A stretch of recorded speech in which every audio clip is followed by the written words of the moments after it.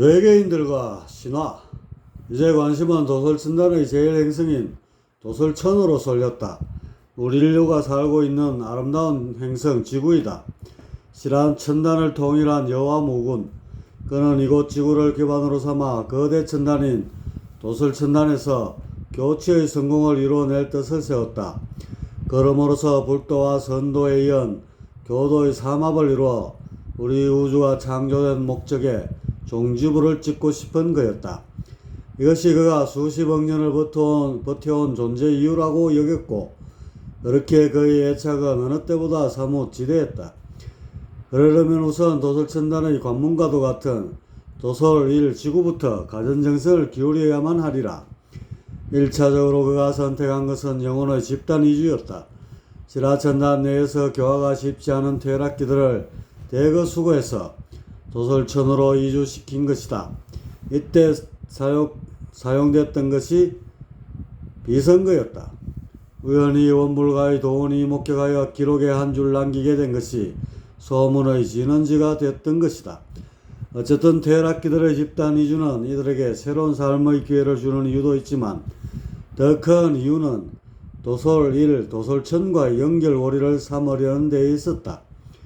물론 저들 영혼들이 유인원의 몸속에 들어가 수백만 년은 지나야 인간이 될 수 있기에 시라천단에 관한 기억은 트럭만큼도 남아있지 않을 것이다. 사실이 그렇더라도 윤회를 통해 숱하게 몸을 갈아타도 변치 않는 것이 있다. 그것은 생명이라면 누구나 지니고 있는 유전적 정보이다. 그곳에 태생의 기록이 담겨있는 한 그들은 먼 훗날 시라천단으로부터 심어지는 종교에 보다 친밀하게 될 것이다. 바로 이 점을 여호와 무군은 염두에 두고 있었던 것이다. 그런데 영혼의 집단 이주는 비단 시라천단만의 일은 아니었다. 도리 천단에서도 같은 현상이 발생했다. 도리 28행성에서 영파가 변이되면서 새로운 환경에 적응하지 못하는 영혼들이 대거 쏟아져 나왔다. 이들은 높아진 문턱 때문에 윤회가 힘들게 되었고, 보다 못한 도리 천단의 천주인 원대광불은 이들을 처근히 여겨 미타천의 대선거를 빌려 이주시키는 계획을 세우게 됐다. 장소는 바로 도솔 1 지구였다. 막바지에 몰린 중생들에게 살 길을 틔워주게 되었는데, 훗날 이들이 유인원의 몸을 거쳐 인간으로 진화하게 되면 역시 도리 28행성에 얽힌 유전적 정보에 영향을 받게 될 것이다. 이처럼 시기적으로는 다소 차이가 있지만 도솔 1 지구엔 도리 천단과 시라천단에서 넘어온 퇴락거들이 잔뜩 뿌려지게 되었다. 소수지만 그 이후에 다른 천단에서 이주해온 퇴락기들도 존재한다. 이들 퇴락한 영혼들은 곳곳에 흩어져 기회를 엿보다가 유인원의 수정란에 결합해 잉태하게 되니 이로써 진화의 고비는 시작된 것이다. 영역이 무려 3천에 이르는 높은 수준의 영혼들이 유인원의 내리에 거하게 되자 자연히 진화 쪽으로 신경을 쓰게 되었다. 부지불식 중 갑갑한 유인원의 몸을 개량하고자 선택의 폭을 넓혀나갔고, 마침내 이들 중 일부가 육지 대신 수중의 삶을 택하게 되면서 진화의 가속도가 붙었다. 그리고 다시 수백만 년이 흐른 뒤에 이들은 마침내 인간이 될 수 있었다. 이렇게 해서 탄생한 호모 사피엔스. 이들은 태고적 기질 때문인지 성향이 다소 투쟁적이었다. 아무런 정보도 쌓이지 않은 어린아이들마저 전쟁놀이를 하면서 성장하는 판이니 평화보다는 다툼을 일삼는 종족임에 분명하다. 치고받고 죽이는 것이 태어나면서부터 몸에 배어있는 인류. 이렇게 유전자 깊이 잠재된 상극의 속성에서 도솔 1 지구행성의 순탄치 못한 역사는 발화했다. 이들 인류의 생김새는 가지각색이지만 피부색에 따라 크게 5 인종으로 구분할 수 있었다. 청인종, 적인종, 백인종, 흑인종, 황인종으로 나눌 수 있는데, 이는 환경에 적응하면서 변묘된 원인도 있지만 유전자 깊숙이 뿌리박힌 외계의 정보도 한몫했다. 여기서의 유전자란 영혼의 섬에 있는 4차원의 유전 코드를 말한다. 이들 인종들의 출신지를 따져보면 청인종과 적인종은 원류 16행성인 소수천에서, 흑인종은 시라 10행성에서 넘어왔다. 그리고 황인종은 도리 28, 백인종은 소운천단의 일부 행성에서 이주해왔다. 올류 16 소수천에서 온 정인종과 적인종은 그 인구가 극소수였다. 그런데 공교롭게도 소수천에서 두 종족은 오랜 기간의 전쟁으로 견원지간의 상태가 되어 있었다. 이들은 대체로 영역 다툼에 대한 욕구가 남달리 강했기에 다툼이 그칠 새가 없었다. 그런데 도솔천에서도 소수천에서와 같은 상황이 벌어졌다. 아득한 세월이 흐른 사이에 무수한 혼혈을 통해 조상 개념이 없어졌음에도 무슨 영문 때문인지 두 종족은 원수처럼 되어버렸다. 이들은 전쟁에서 이기기 위해 온갖 기술을 개발했고 약간의 기계를 활용할 줄 알게 되자 점점 더 큰 충돌을 일으켰다. 양쪽 세력 간 힘이 균등하여 쉽게 결판이 나지 않았고 결국 두 종족은 마지막 한 명이 남을 때까지 싸웠다. 타협을 모르는 오로지 죽고 죽이기 위한 전쟁이 참혹하게 반복되었으니 이때의 모습을 빗대어 청적 우정이란 말까지 생겨났다. 타협할 줄 모르고 자멸로 치닫는 어리석음을 뜻하는 성구이다. 결국 두 인종은 90% 이상의 사망자를 내면서 멸망해갔고 엎친 데 덮친 격으로 커다란 지각 변동이 발생하여 두 문명의 대부분이 땅속에 묻히게 되었다. 그리고 남은 유적들은 1만 여년 전 빙하기가 끝나가면서 녹은 물에 휩싸여 말끔히 수장되었다. 이때 사라진 거성 문명만 해도 좋기 300여 곳이 넘었다고 한다. 이 과정에 청인종은 완전히 멸종되었고 적인종은 극소수가 살아남아 다른 인종과 혼혈을 이루며 간신히 그 명맥을 유지하게 되었다. 하지만 오랜 세월이 흐르면서 적인종 역시 그 특성이 희석되면서 역사 속으로 사라지고 말았다. 아직 문명이 미개했던 백인종과 흑인종 그리고 황인종은 지구 전역에 흩어져 살았던 탓에 종족을 보존해 나갈 수 있었다. 청인종이 멸종한 직후에 소수천을 다스리는 대일천존이 한 무리의 천신들을 이끌고 도서천을 방문한 일이 있었다. 소수천의 후예들이 비극적 최후를 맞이했다는 소식을 접했던 때문인데 그는 이곳에 오자마자 흩어져 있던 영혼들을 거두어 도솔천의 한 지역에서 윤회를 하도록 했다. 이렇게 해서 태어난 인간들은 훗날 특정한 문화를 이루게 된다. 바로 소수천의 수행문화이다. 그것은 불도와 선도가 기묘하게 접목된 것으로 일명 요가라 불렀다. 요가는 얼핏 보면 불도에서 말하는 해탈을 목적으로 삼지만 그 과정은 선도의 기수련으로 채워져 있다. 기수련의 명상과 의념을 가미하여 요가만의 독특한 수련 체계를 띠고 있는데 이것은 프라나라는 일종의 기를 이용하여 7단계의 차크라를 만들어 아카샤라는 우주의식에 이르는 과정으로 정리된다. 대일천존, 그는 먼 옛적 태월 원군에게 밀려 외계를 전전하게 되었던 범천의 제자 시바였다.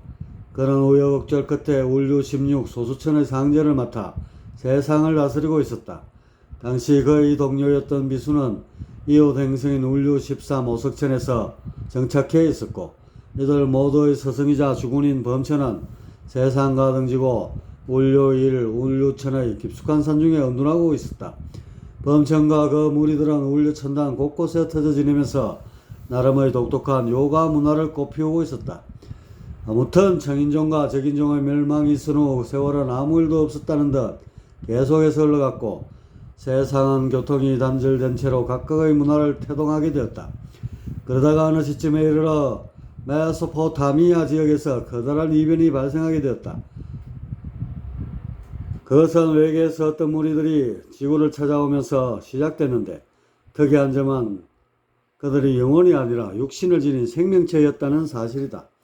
지금껏 인간들을 교화한다고 하면 거의 다 4차원의 천신이나 신선들이 주축을 이루어서 행해지지 않았던가.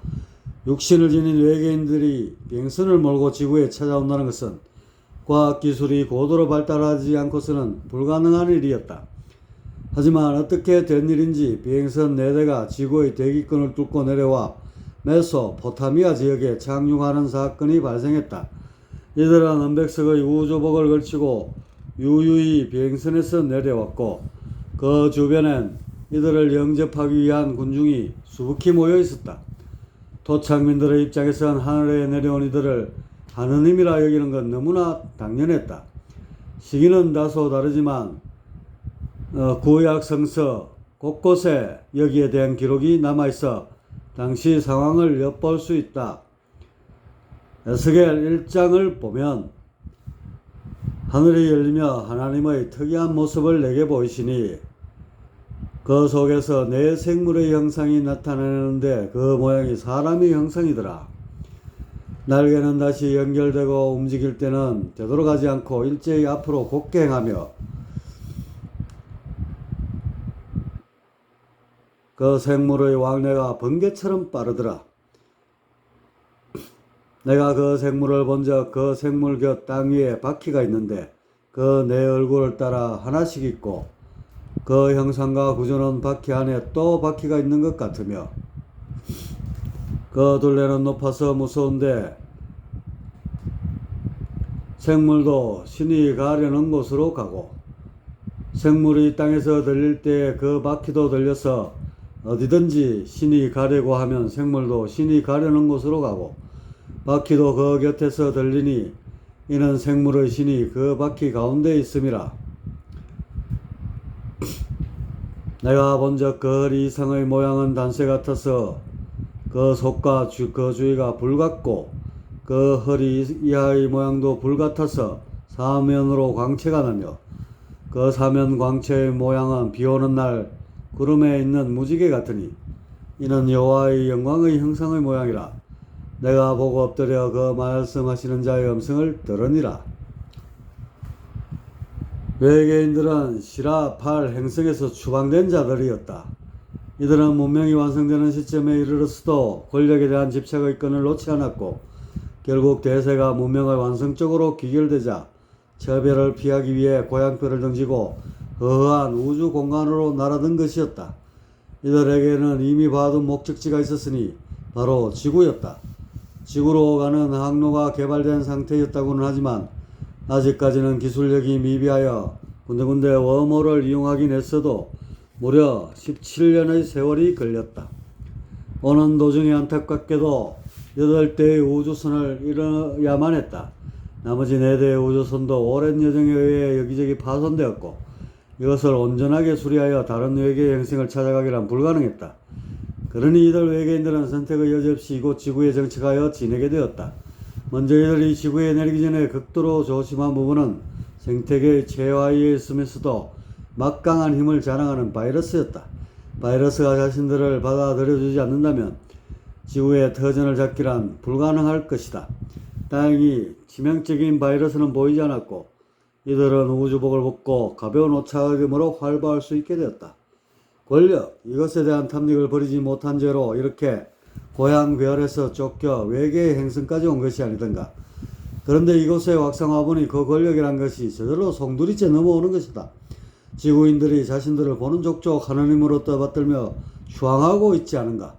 외계인들은 우주선에서 싣고 온 판넬들을 이어붙여 숙소를 만들었고 토착민들이 가져오는 다양한 음식들로 배를 채웠다. 지금까지 우주선 안에서 영양제의 일종인 만나로 지탱하던 이들에게 땅에서 나오는 다채로운 음식들은 모두가 진수성찬이었다. 특히 양고기의 맛이 일품이었다. 그것도 어린 양의 육질이란 더할 나위 없는 미각적 즐거움을 안겨주었다. 외계인들은 토착민들의 양을 수시로 바치게 하기 위해 한 가지 묘안을 생각해냈다. 그것은 제단을 쌓아 제물로서 양을 바치게 하는 것이었다. 이렇게 되면 번거롭게 양을 구해오라 일일이 지시할 필요도 없이 자연스럽게 양고기를 취할 수 있게 된다. 그런데 막상 해보니 이것도 번잡하기는 매한가지였고 그래서 생각해낸 것이 세금이었다. 그들은 11조의 세금을 매겨 원하는 것을 손쉽게 얻을 수 있었다. 여호와께서 그들에게 이르시되 나를 위하여 3년 된 암염소와 3년 된 순양과 산비둘기와 집비둘기 새끼를 취할지니라. 창세기 15장 9절. 모세와 제사장 엘라살이 여호와께서 명하신 대로 하니라. 군인들이 탈취한 것 외에도 양이 67만 5천 마리요 소가 7만 2천 마리요 나귀가 6만 1천 마리요 남자와 동참하지 않아 사내를 알지 못하는 여자가 도합 3만 2천 명이니라. 여호와께 새로 드린 양이 675마리요 소가 72마리요 나귀가 61마리요 사람이 32명이니라. 민수기 31장. 외계인들은 자신들이 정착한 곳의 부족, 그러니까 유대인들과 점차로 동화되어 갔고 어느덧 그 부족의 하느님으로서 굳게 자리매김하게 되었다. 유대인들은 하느님들이 직접 하늘에서 하강하여 자신들을 이끌게 됐다고 철석같이 믿었다. 자연히 선택받았다는 생각에 자신감이 충만해졌고 다른 부족들에 대한 우월감이 팽배하게 되었다. 유대 민족은 틈만 나면 다른 민족들에게 자신들의 신을 숭배할 것을 피력하게 되었고 한 번은 이 과정에서 마찰이 일어나 적지 않은 유대인들이 해를 당하게 되었다.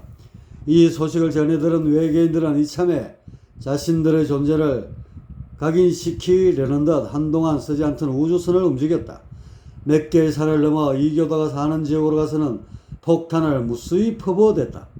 거대한 화염이 버섯 모양으로 일어나며 모든 것을 삼켰고 이때 일어나는 빛이 얼마나 강력했던지 보는 족족 사람들의 눈을 멀게 하였다.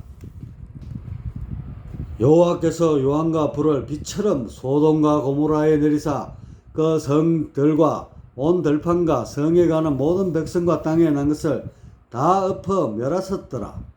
롯의 아내는 뒤를 돌아본 거로 소금기둥이 되었더라. 소돔과 고모라와 그 온 들을 향하여 눈을 들어 연기가 옹기점 연기같이 치밀어 오름을 보았더라. 창세기 19장 24절부터. 외계인들이 주변 이교도를 대량 학살한 것은 이뿐만이 아니었다. 믿고 순종하지 않으면 가차없이 형벌이 내려졌다. 자신이 아닌 다른 신에게 절을 했다는 이유 하나만으로 화학 무기를 써서 24,000명을 학살하기까지 했으니 말이다. 민수기 25장 1절부터 12절. 그리고 외계인들이 내리는 형벌이란 것은 가혹하기 거지없었다. 징역이란 것은 아예 존재하지 않았고 대개가 돌에 맞아 죽임을 당하는 거였다. 그것도 죄인 당사자에게만 그치는 것이 아니라 3, 4대의 후손에까지도 죄를 물었으니 연좌제의 고통은 이만저만한 게 아니었다. 출애굽기 34장 6에서 7. 이것은 사람들에게 두려움을 심어 넣음으로써 먼 훗날까지 자신들에 대한 신앙이 이어지도록 하기 위함이었다. 사실 그들 외계인들이 원하는 인간상은 에덴 동산에서 발가벗고 뛰노는 아담과 이브였다. 모든 인간들이 그들처럼 선과 악에 대한 사리 판단을 못하고 짐승처럼 지내면 이보다 더 다스리기 편한 것은 없었다. 아담과 이브는 미래에 대한 꿈도 없고 그렇다고 어떤 지적 호기심이 있는 것도 아니었다. 그저 먹고 마시며 에덴이라는 울타리 안에 갇혀 동물처럼 지내는 것이 전부였다. 이런 상태의 인간을 최상으로 꼽게 되면 자연히 이성은 말살될 수밖에 없는 것이다. 아담과 이브에 얽힌 얘기는 사실이 아니더라도 여러가지 상징성을 내포하고 있다. 외계인들의 입장에선 그런 얘기를 회자시킴으로써 소교의 목적을 이룰 수 있는 것이 인간들로 하여금 아담과 이브를 본받아 순종토록 한 것이 첫째요. 이들이 선악과를 따먹고 타락했다고 명시함으로써 원죄소를 유포할 수 있었던 것이 둘째이다. 이런 에덴 동산에 얽힌 일하는 인간들의 이성적 사유를 건기시하여 영원토록 맹신으로 묶어놓기 위한 외계인들의 술책이었다. 너무나 유치하고 고약한 발상이지만 이런 게임에 인류의 상당수가 넘어가게 되니 역사를 통틀어 가장 큰 아이러니가 아닐 수 없다. 아무튼 이런 폐악을 일삼는 외계인들이 자신들의 이름을 여호와라고 자칭하게 되니 이것이 인류사에 두고두고 논란거리가 될 문제였다. 여호와는 자신들이 속한 시라천단의 천주가 아니던가. 그가 오랜 세월 전쟁과 함께해온 전신이라고는 하지만 교치를 세워 사랑의 신으로서 달바꿈한 지 오래였다. 온 누리에 사랑의 가르침을 내려 서로 돕고 아끼는 이상사회를 만들려는 거룩한 신임에 틀림없다. 그런 그의 이름을 팔아 외계인들은 자신들의 이속을 차리고 있었던 것이다. 아마 그들은 이왕 신이 되는 김에 여호와처럼 되고 싶었는지도 모른다. 어쨌든 이렇게 해서 여호와라는 이름은 지구에 사는 인간들에게도 점차 알려지게 되었다. 그런데 외계인들은 너무 오랜 세월을 우주 여행에서 보내다 보니 몸이 많이 쇠약해져 있었다. 이들 모두 남자들이었기에 종족 번식에 대한 생각이 떠오르지 않을 수 없었다. 이들의 눈에 비친 인간들, 그들은 마치 인간이 침팬지를 보는 것처럼 심히 못생기게 다가왔다. 하지만 이런 것을 따질 겨를이 없었다. 결국 그들은 여인들을 취해 동침을 하게 되었다. 이렇게 해서 외계인의 피가 섞인 아이들이 태어나게 되니 그들은 이들에게 용서라는 이름을 붙여 크게 우대하였다. 사람이 땅 위에서 번성하기 시작할 때에 그들에게서 딸들이 나니 하나님의 아들들이 사람의 딸들의 아름다움을 보고 자기들이 좋아하는 모든 여인들을 아내로 삼는지라. 그 후에도 하나님의 아들들이 사람의 딸들을 취하여 자식을 낳았으니 그들이 용사라 고대의 유명한 사람이었더라. 창세기 6장 1부터 4. 세월을 견디는 약이 없다고 외계인들은 하나둘씩 죽음을 맞이했다. 마지막 남은 고령의 외계인, 그는 자신들의 족적이 영원히 남기를 원했다. 그래서 그는 이런저런 율법을 만들고 예언을 하여 종교의 토대를 세웠다. 율법이란 좋고 나쁘고를 떠나 그것을 지킴으로써 신앙을 굳건히 할 수 있는 자물쇠 같은 것이었다. 그는 숨을 거두기 전 자신들이 타고 왔던 우주선을 모두 소각하였다. 이렇게 함으로써 육신이 아닌 영혼으로 이 땅에 온 것처럼 꾸몄다. 그리고 예언을 남김으로써 이들 유대민족이 대대손손으로 자신들을 잊지 않도록 했다.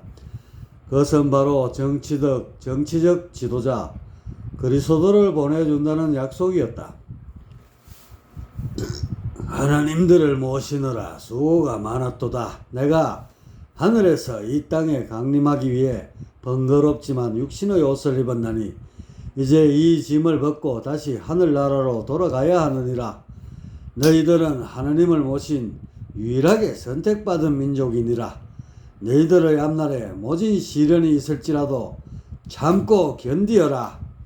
내가 필히 그리스도를 보내 너희 민족이 세상을 지배하게끔 하리니 내가 필히 그리스도를 보내 너희 민족이 세상을 지배하게끔 하리니. 미래에 대한 꿈, 이것만큼 유대민족에게 큰 힘이 되는 것은 없었다. 마지막 남은 외계인은 이 한마디를 남기고 영면에 들었다. 이로써 지상에 내린 하나님들은 모두 죽어 역사의 뒤안길로 슬슬이 사라졌다.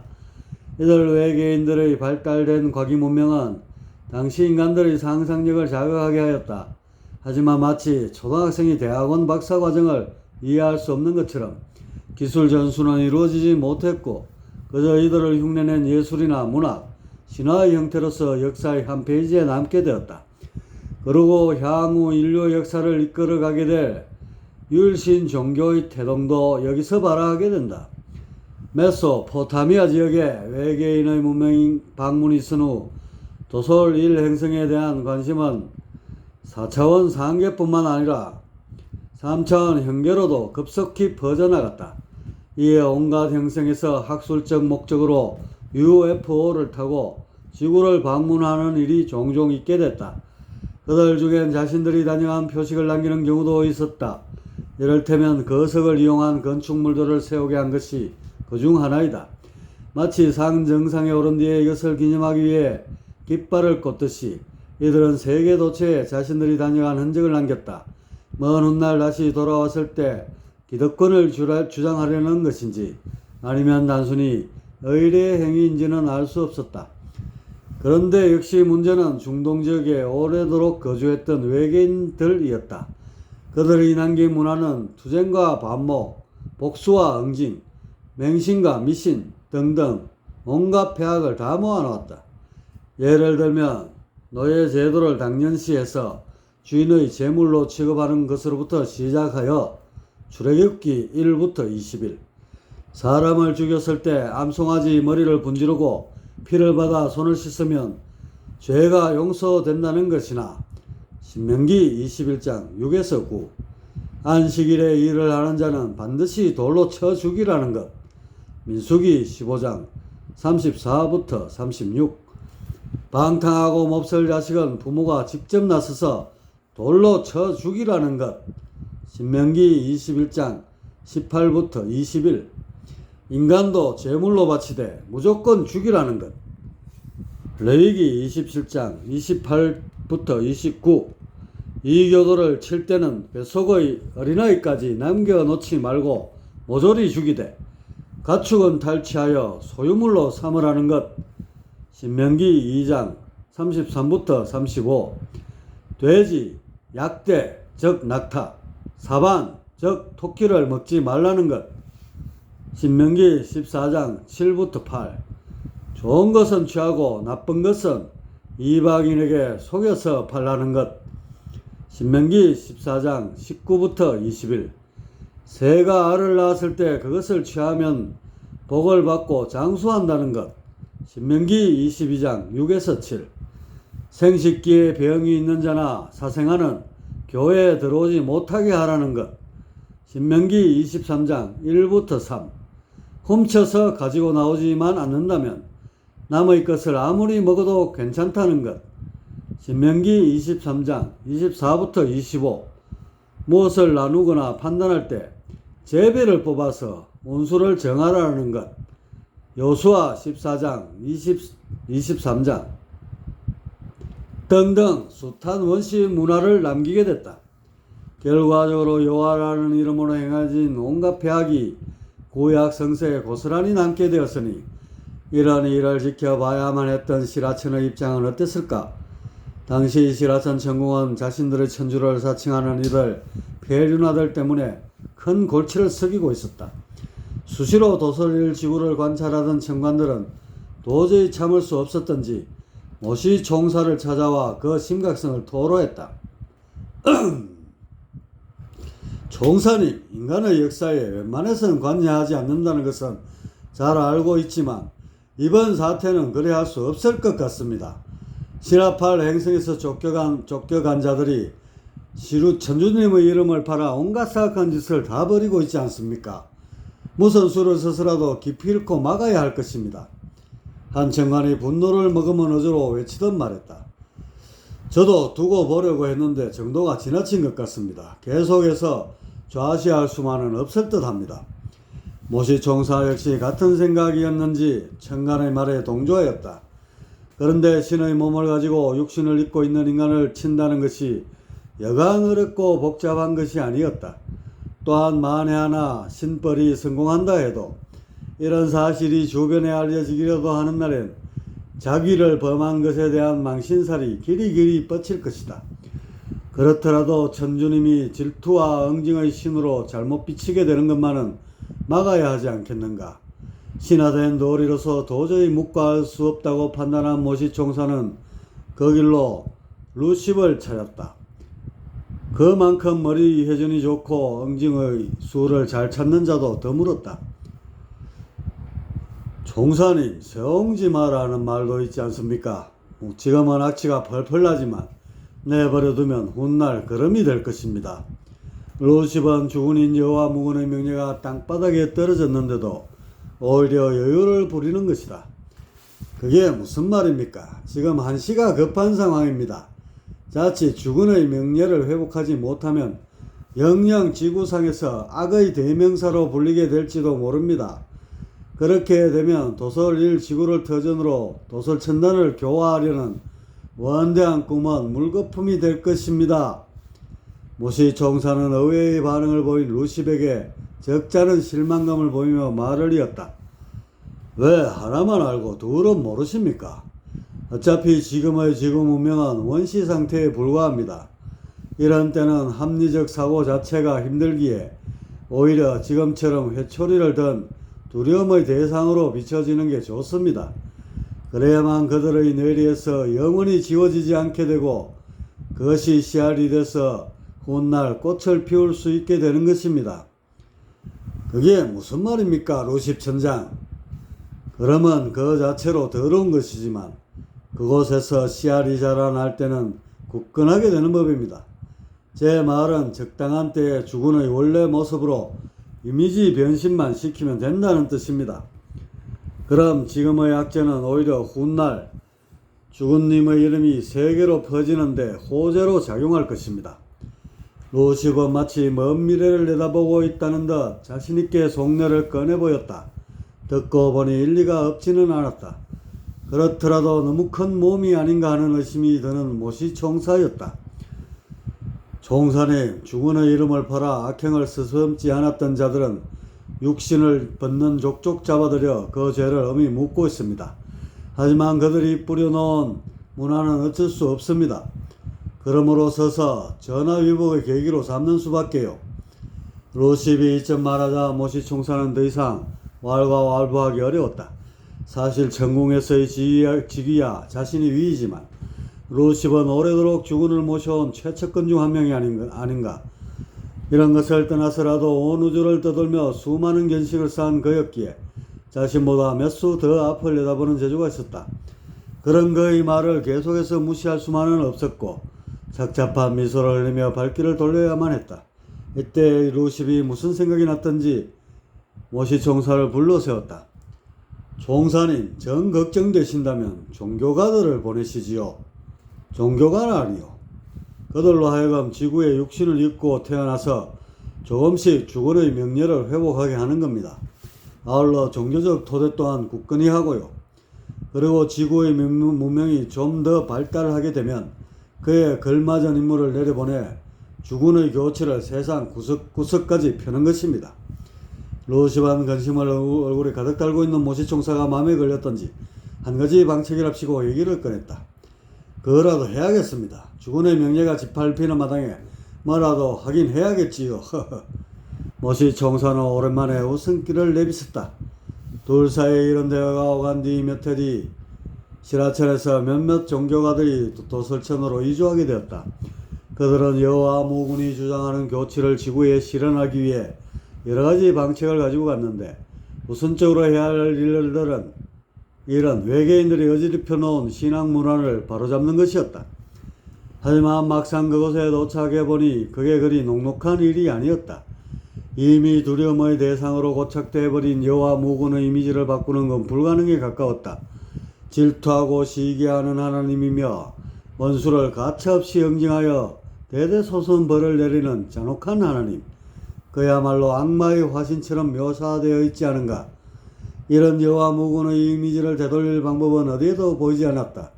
이렇게 되니 이들이 할 수 있는 것이라고는 여호와 무군에 대한 두려움을 이용하여 유일신 신앙의 기초를 다지는 일뿐이었다. 가끔씩 선지자들을 내려보내 그들로 하여금 하늘의 메시지를 전하고 미래에 대한 희망을 갖도록 했다. 그들 중 한 명이 아브라함이었다. 그는 갈대아 우르란 지역에서 노아의 12대 손으로 태어났다. 그곳 지역은 시라천에서 탈출한 외계 신들이 여호와 무군을 사칭해 종교적 토대를 세워놓은 곳이었다. 그곳 지역은 시라천에서 탈출한 외계 신들이 여호와 무군을 사칭해 종교적 토대를 세워놓은 곳이었다. 아브라함은 복수로 되어 있는 하느님들을 한 명의 하느님으로 바꾸는 작업을 했다. 다신교로 남아서는 신화의 토대가 약해지는 것은 물론이고 결코 세계화를 이룰 수 없기 때문이었다. 그래서 아브라함은 유일신을 외치며 어떻게 하나님을 숭배해야 하는지를 철저히 실천하게 된다. 그는 여호와 무군을 위한 제단을 쌓고 제물을 바쳐 숭배하는 풍토를 고착시켰고 신앙을 위해서는 설사 자식이라도 신께 바쳐야 한다는 강력한 경고 메시지를 던지기도 했다. 그 결과 유일신에 대한 선민사상과 계약 개념이 형성된 것은 물론이고 이스라엘 민족의 정체성을 되찾게 되었다. 이런 그의 평생에 걸친 노력으로 여호와 무군은 지구인들의 뇌리에 새겨지게 되었고 그것이 대를 이어 계승되며 강력한 종교로서 자리매김하게 되었다. 시라천에서 건너온 종교가들은 계속해서 유대 민족을 교화해 나갔다. 이런 이들의 노력을 기특하게 여긴 모시총사는 자신 역시 힘을 보태야 한다는 생각에 인간의 몸을 입고 역사하기도 했으니 그가 바로 모세이다. 그는 당시 인간들의 수준에 맞게 10계명을 내려 유대교의 토대를 확립하는 공을 세웠다. 이런 일련의 교화 행위를 지켜보는 시라천의 여와무군과 청관들, 그들의 눈에 비친 초기 형태의 종교는 마음에 들 수가 없었다. 문화란 것이 온갖 미신과 주술로 채워져 있는 데다가 신앙하지 않으면 이단으로 몰아 복수하는 극단적 형태가 자행되고 있으니 말이다. 하지만 원석은 이래저래 각이 지고 얼룩이 묻어있는 법이다. 향후 것을 갈고 다듬어 종교 본래의 아름다움을 자아내게 하면 되는 것이 아니랴. 첫 술에 배부를 수 없다고 일단 여와 무군의 뜻이 종교에 담겨 지구의 한 변방에 심어진 것에 자위해야만 했다. 그것이 자라나서 온 세상을 교화하게 된다면 하늘의 뜻이 땅에 실현되어 거룩하고 아름다운 이상사회가 건설될 것이다. 시라천 전궁에서는 만족스럽지는 않지만 약간의 성과를 얻었다며 안이하는 분위기 속에 그들의 예상을 뒤엎는 거대한 변화가 도sol일 지구에 몰아닥치고 있었다. 그것은 유래를 찾아와 볼 수 없는 대규모의 이주행렬이었다. 그 이주행렬이 도솔천에 당도하면서부터 마치 천상계를 장악하려는 천군의 행렬처럼 한도 끝도 없이 이어지고 있었으니 이때부터 전무후무한 도솔천의 파란은 시작된다.